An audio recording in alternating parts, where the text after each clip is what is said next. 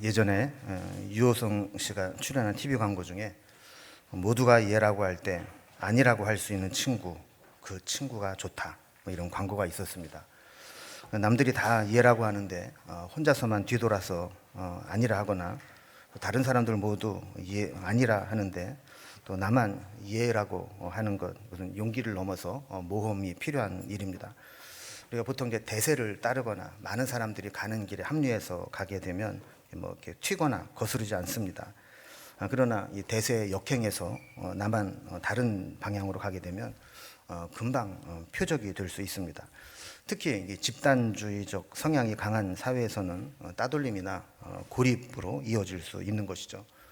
나만 좀 다른 길을 가다가 몇 번 불이익을 당하다 보면 나중에는 그저 그냥 대세에 편승해서 무리 없이 둥글게 사는 게 최고지, 이렇게 살아가게 됩니다. 문제는 대세를 따라가고 많은 사람들이 가는 길이라고 해서 그것이 반드시 옳은 것이냐 하는 고민을 우리는 해야만 합니다. 많은 사람들이 가는 길에 묻어가면 별 무리 없이 편하게 갈 수는 있겠지만, 만약에 그 길이 잘못된 길이라면 거기에 대한 책임을 질 수밖에 없는 것이죠. 그래서 마태복음 7장 13절에 보면 좁은 문으로 들어가라, 멸망으로 인도하는 문은 크고 그 길이 넓어 그리로 들어가는 자가 많고 그랬습니다.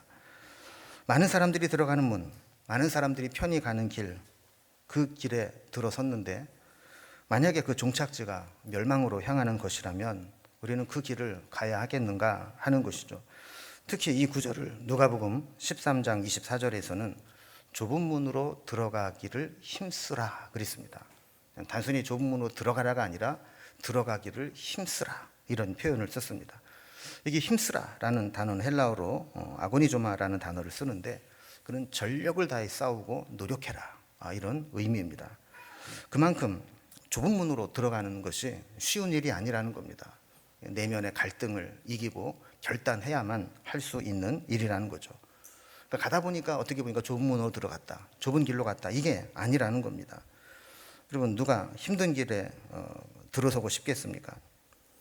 남들 다 가는 넓은 문, 큰 길로 가려는 본능이 있는데 성경은 우리에게 그런 본능을 제어하고 좁은 길, 또 좁은 길, 그것이 생명의 길이라면 그 길로 가야 된다라고 말씀을 하는 겁니다.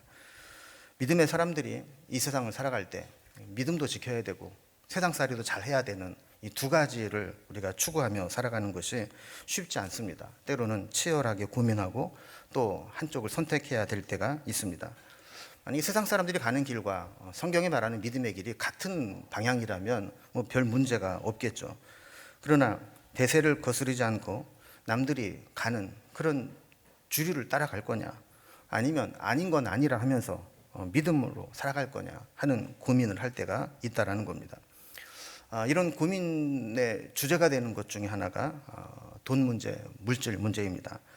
세상은 본능과 욕심을 따라가는 길을 선택합니다.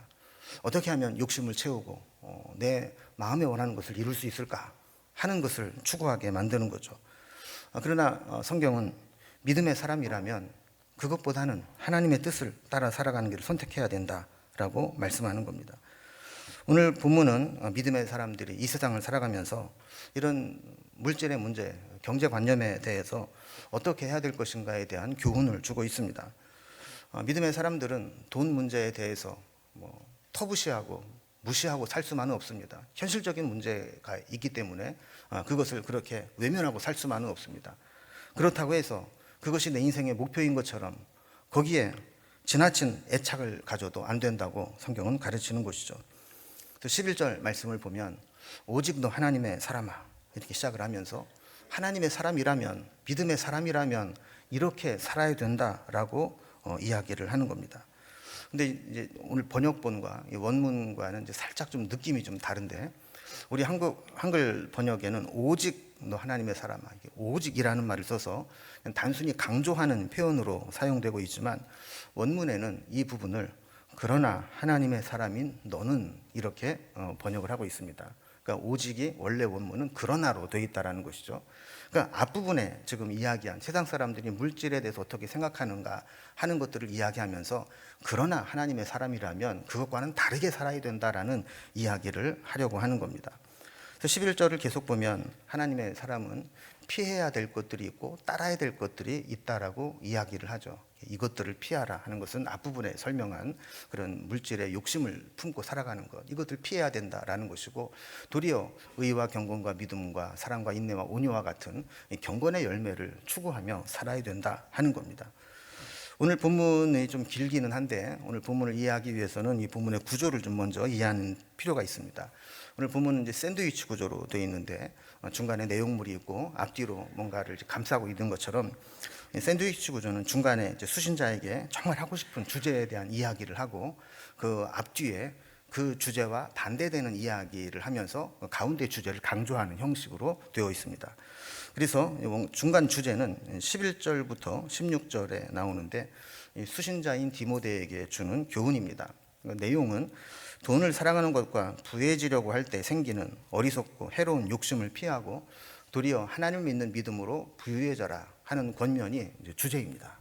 그리고 이 주제를 강조하기 위해서 앞뒤에 설명을 붙입니다. 그래서 앞부분인 6절에서 10절까지 보면 자족하는 마음을 가져라, 그리고 돈에 대한 욕심을 버려라 하는 말씀을 하고, 뒷부분인 17절에서 19절까지는 믿음의 사람 중에 부자인 자들에게 주는 권면을 하면서 돈 때문에 교만해지거나 믿음에서 벗어나지 않도록 하고 도리어 그 돈을 선용하고 올바른 데 베풀고 나누며 살도록 권면하는 것입니다. 자본주의 사회에서 돈은 뗄래야 뗄 수 없는 매우 밀접한 요인입니다.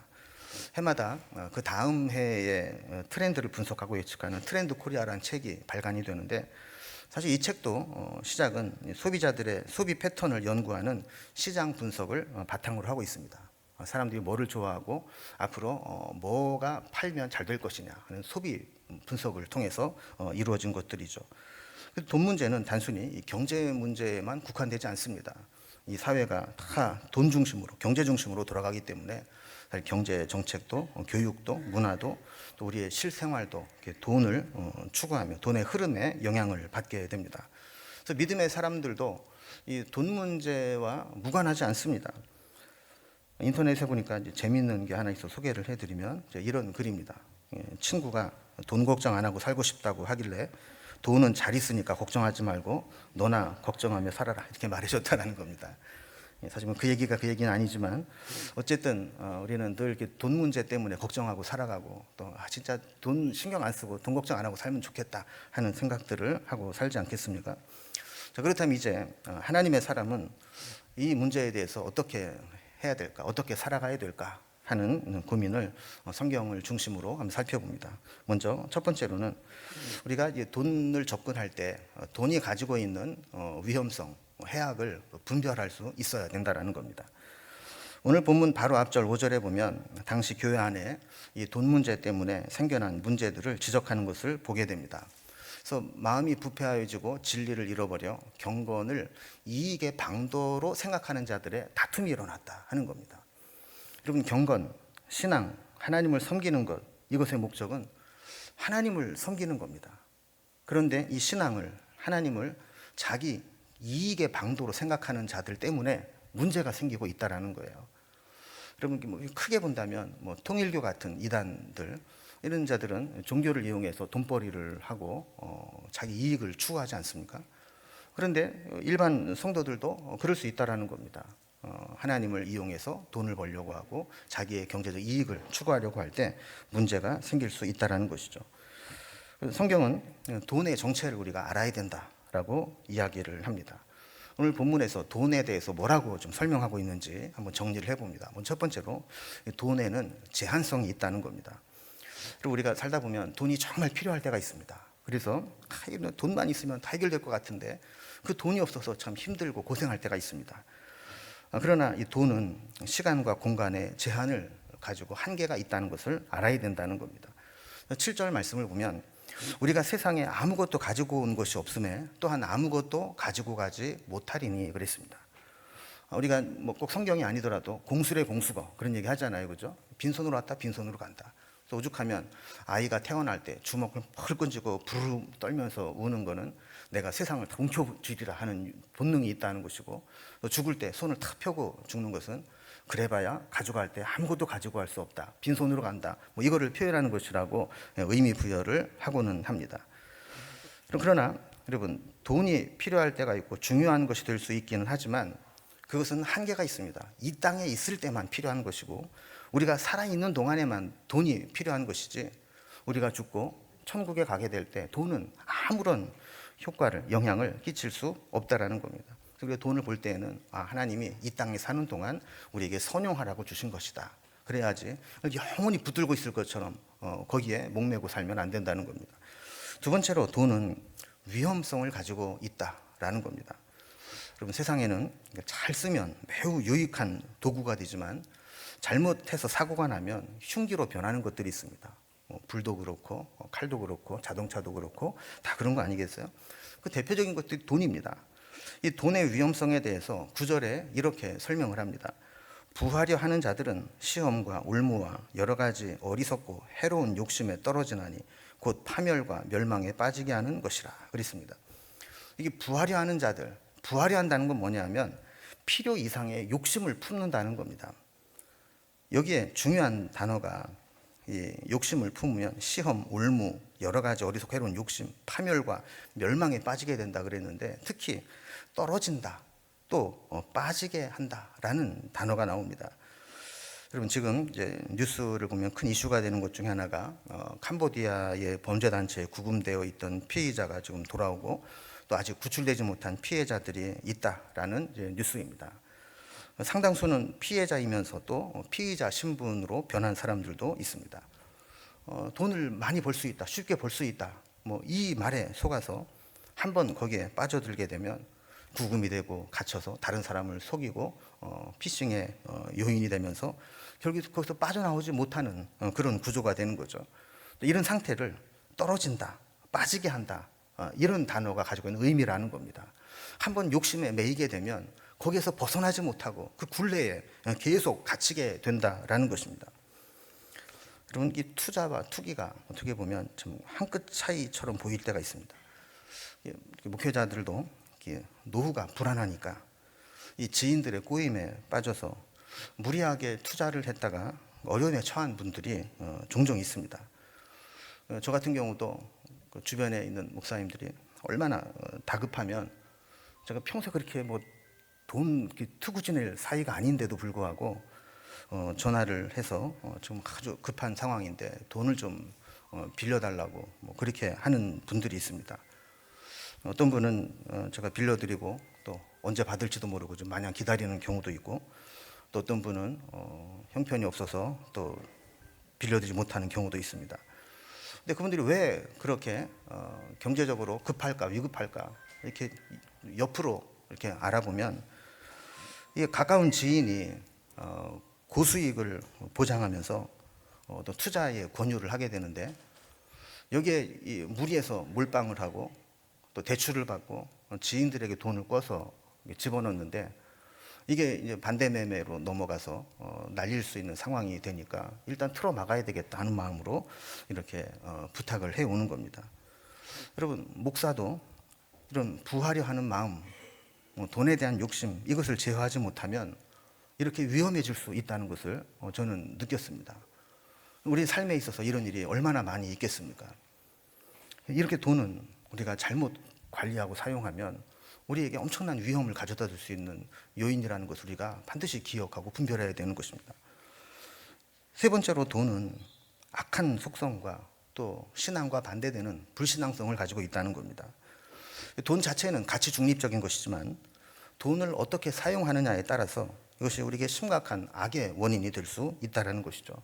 10절 말씀을 보면, 심지어 돈을 사랑함이 일만 악의 뿌리가 되나니 이것을 탐내는 자들은 미혹을 받아 믿음에서 떠나 많은 근심으로 자기를 찔렀도다 그랬습니다. 그러니까 돈 맛과 돈의 위력을 알게 되면 돈을 더 좋아하게 되고 돈을 사랑하며 돈에 점점 더 큰 애착을 갖게 되는 겁니다. 그것이 결국은 일만하게 뿌리가 된다고 경계합니다. 돈 때문에 좋은 관계가 파괴됩니다. 가족과 등을 지고 살기도 합니다. 심지어는 부부간에도 관계가 단절되는 경우가 있습니다. 돈에 욕심을 부리는 것들이 보이면 정이 떨어지고 신뢰가 깨져버립니다. 돈을 사랑하는 마음은 미혹을 받아서 결국 믿음에서 떠나게 하는 데까지 이르게 할 수 있다라고 경고합니다. 결국 그것이 자기를 찌르게 한다는 것이죠. 돈 때문에 후회하게 되고 심한 경우에는 돈 때문에 믿음에서 멀어지기도 합니다. 담임 목사가 은퇴하고 특히 원로 목사가 되면서 은퇴 예우 문제로 어려움을 겪는 교회들이 주변에 많습니다. 목사 입장에서 얘기를 들어보면 내가 그렇게 헌신하고 충성했는데 교회가 저렇게 야박하고 매정한가 하는 원망의 마음을 가지고 있습니다. 또 교회 입장이나 교인들의 입장을 들어보면 아니 목사님 열심히 한 건 좋은데 그럼 목사님은 돈 보고 목회했나 하는 불신의 마음이 생기게 됩니다. 여러분, 돈 싫다는 사람 없고 돈 사랑하는 마음을 포기하기가 정말 어렵습니다. 다른 사람의 문제에 대해서는 저렇게 돈을 밝히냐, 속물 아니냐 이렇게 비판을 하지만 막상 자기의 이권과 연관이 돼서 돈 문제가 걸리면 돈에 대한 미련을 버리지 못하는 것이 우리 인간의 본능입니다. 그래서 돈은 우리를 악하게도 할 수 있고 믿음에서 떠나게도 할 수 있는 위험한 요인이라고 경고하는 것입니다. 돈 때문에 신앙에서 멀어지는 경우가 많습니다. 목사들이 제일 힘든 설교가 헌금 설교입니다. 헌금 설교 잘못하면 시험에 들어서 교회를 안 나오느니 이런 분들이 있습니다. 또 개척교회나 건축을 앞둔 교회 성도들 중에는 건축 헌금 하라고 할까봐 미리 교회를 옮기는 사람도 있다는 이야기를 듣습니다. 돈에 대한 애착이 우리에게 얼마나 큰지 우리의 신앙조차도 흔들 수 있는 중요한 힘을 가지고 있다는 것을 기억해야 된다는 겁니다. 자, 그럼 돈이라는 것이 이렇다면 우리는 하나님의 사람으로서 돈보다 중요한 것이 무엇인가를 깨닫고 붙잡을 수 있어야 한다는 겁니다. 두 번째 우리가 좀 살펴볼 것은 우리가 돈에 집착할 것이 아니라 돈보다 중요한 것을 붙잡아야 된다 하는 교훈을 보게 됩니다. 여러분, 돈이 가지고 있는 가장 강력한 힘은 효용성입니다. 우리가 농담 반 진담 반으로 하는 것 중에 하나가 뭐니 해도 머니가 최고다 이런 얘기를 하면서 돈 좋아합니다. 또 성경도 이야기합니다. 돈이나 뇌물은 사람의 마음을 굳게 하느니라. 돈을 받으면 마음이 정상적으로 작동이 안 된다는 겁니다. 먹은 자와 죽은 자는 말이 없다. 제가 종종 하는 말인데 먹여놓으면 할 말을 못합니다. 전문용어로 기름을 쳐놓으면 무리 없이 잘 돌아가게 되는 것이죠. 나이 들수록 입은 닫고 지갑은 열어야 존경받는다는 말을 합니다. 나이 들면 하고 싶은 말들이 많습니다. 이것저것 지적하는데 그렇다고 권위가 세워지고 존경을 받는 것이 아닙니다. 도리어 칭찬하고 격려하고 거기다 지갑을 열어 밥이라도 사주고 그래야 존경받고 말빨이 선다라는 겁니다. 근데 많은 사람들이 거꾸로 합니다. 입은 열어서 이런저런 소리를 많이 하고 지갑은 꽁꽁 닫아 놓게 되는데 이렇게 되면 존경은커녕 오히려 상대방의 마음만 상하게 하고 다치게 만드는 결과를 가져오게 됩니다.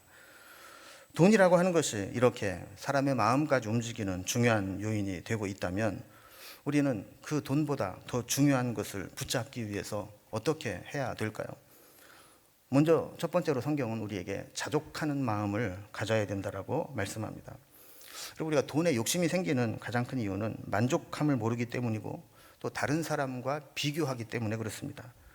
그래서 거기 궁핍하지 않아도 그냥 혼자 살 때는 별 문제가 없었는데 누가 떼돈을 벌었대더라, 누구는 이렇게 넉넉하대더라 이런 소리를 들으면 비교하는 마음이 들게 되고 그때부터 시험에 드는 경우가 생기게 됩니다.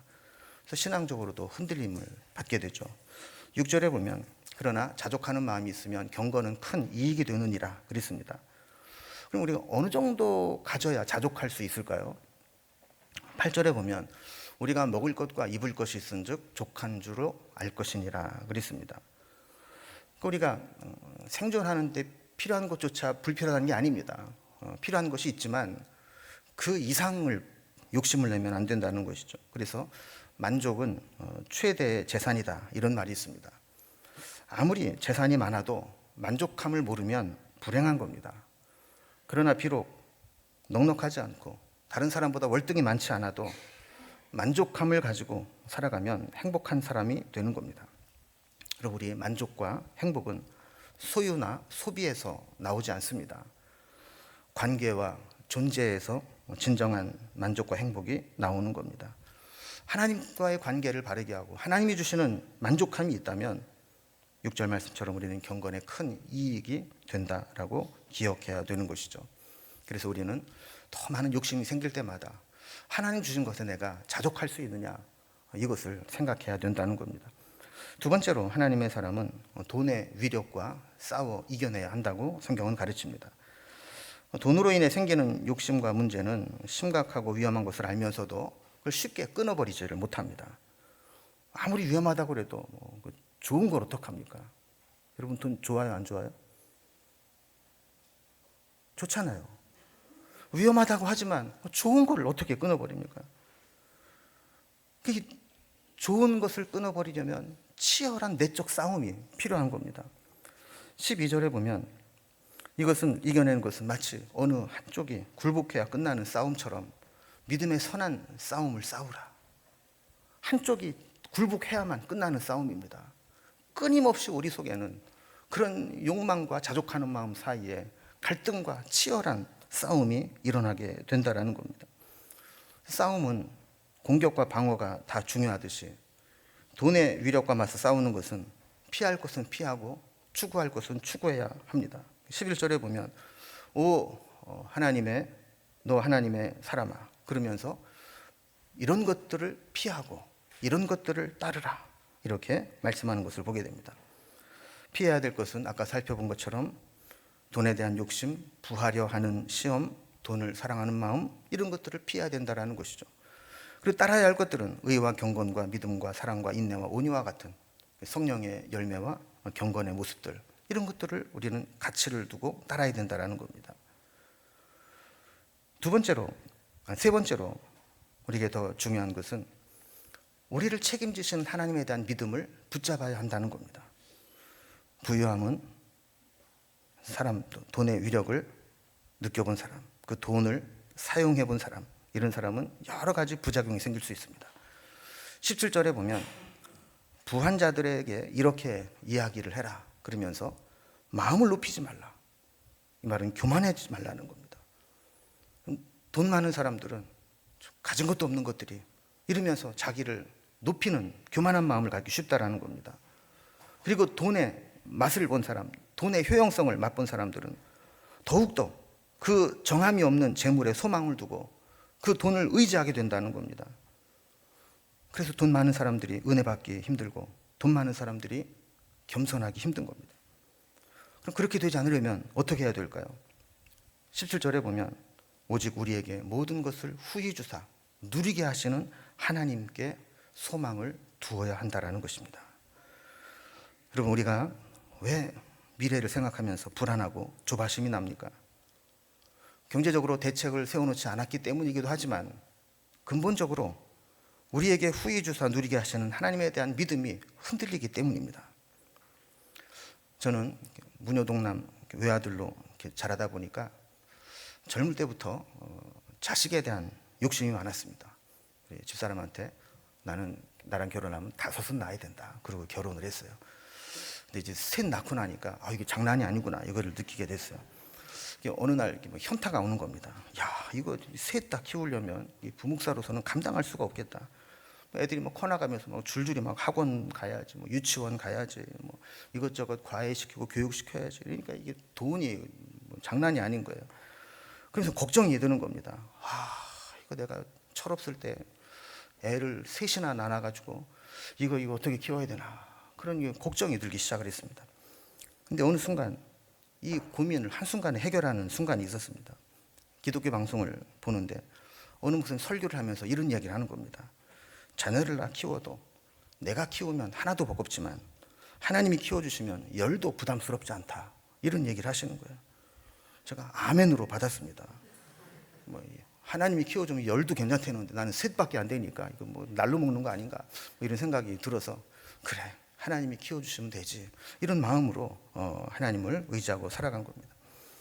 여러분, 우리가 신앙을 갖는다고 하는 것은 그 신실하신 하나님을 믿는 것입니다. 여러분, 사람도 의리가 있는 사람은 자기를 믿어주고 자기에게 충성을 다해준 사람에게 그 은혜를 반드시 갚습니다. 그렇다면 우리가 하나님을 믿고 신뢰하고 주를 위해 살아가고 충성을 다한 사람을 하나님이 외면하시겠느냐는 겁니다. 우리 하나님은 그런 분이 아닙니다. 우리가 하나님을 믿고 신뢰하고 주를 위해 살아가는 자들의 그 자녀들까지 하나님은 반드시 책임져 주시는 겁니다. 이것을 믿는 것이 믿음이라는 것이죠. 마지막으로 하나님의 사람은 주신 물질을 선하게 사용하라 하는 명령을 받습니다. 우리는 지금까지 믿음의 사람은 물질을 사랑하면 안 되고 물질의 노예가 돼서도 안 되고 탐내서도 안 된다. 도리어 하나님께 소망을 두고 살아가야 된다. 이런 말씀을 살펴보았습니다. 그런데 진짜 하나님의 사람은 여기서 한 걸음 더 나가야 된다라는 겁니다. 18절 말씀 보면 선을 행하고 선한 사업을 많이 하고 나누어 주기를 좋아하고 너그러운 자가 되게 하라 하는 말씀을 합니다. 단순히 어떤 욕심을 내려놓고 자족하고 하는 것에 그치지 말고 하나님 주신 것이 있으면 선하고 옳은 일에 나누고 베풀고 사용하라는 겁니다. 그리고 심적으로 더 너그러운 자가 되라고 말씀합니다. 그리고 하나님 믿는 자는 너그러운 마음을 가져야 됩니다. 하나님 주시는 것에 만족함을 느껴야 됩니다. 늘 나 좀 더 챙겨달라고, 더 나를 좀 대접해달라고 이러면서 사는 것은 하나님을 신뢰하는 것이 아니라는 거예요. 19절에 보면 이것이 천국에 쌓아두고 참된 생명, 영원한 생명을 취하는 것이다 이렇게 말씀합니다. 여러분, 우리가 말로는 천국에 소망을 두고 살아간다 그러면서 실제로 우리 마음속에는 이 땅에 재산에 마음을 두고 살아갈 때가 얼마나 많으냐 하는 겁니다. 옛날 청교도들은 필요 이상의 소유를 부끄러워했습니다. 그리고 자손들에게 재산을 물려주는 것을 최대의 수치로 여겼습니다. 하나님께서 나에게 여유 있는 물질을 주신 것은 그것 때문에 하나님께 감사하고 하나님을 대신해서 그것을 나누라고 주신 것이지, 그것을 모아두고 쌓아두고 자녀에게까지 물려주고 하는 것은 신앙인의 자세가 아니다라고 여겨왔다라는 겁니다. 여러분, 이제 오늘 말씀을 정리해 봅니다. 오직 너 하나님의 사람아, 그러나 하나님의 사람인 너는 세상과 다르게 살아야 된다. 세상 사람들은 자기 욕심을 따라 부해지기를 원해서 이기심을 가지고 살아가지만 하나님의 사람은 그 욕망과 치열하게 싸우면서 하나님을 믿는 믿음으로 자족하고 하나님께서 책임질 것을 믿으며 하나님 주신 것들을 선하게 사용하며 살아가라. 이것이 오늘 우리에게 주시는 말씀입니다. 우리가 살다 보면 염려하고 걱정하고 불안한 것들이 있습니다. 그러나 하나님께 맡기고 믿음으로 살아가고 우리가 물질이 필요하긴 하지만 그것에 노예가 되어서 살아가지 말라는 이 주님의 권면을 의지해서 우리가 다시 한번 하나님 앞에 바르게 살아갈 수 있기를 주님의 이름으로 기원합니다.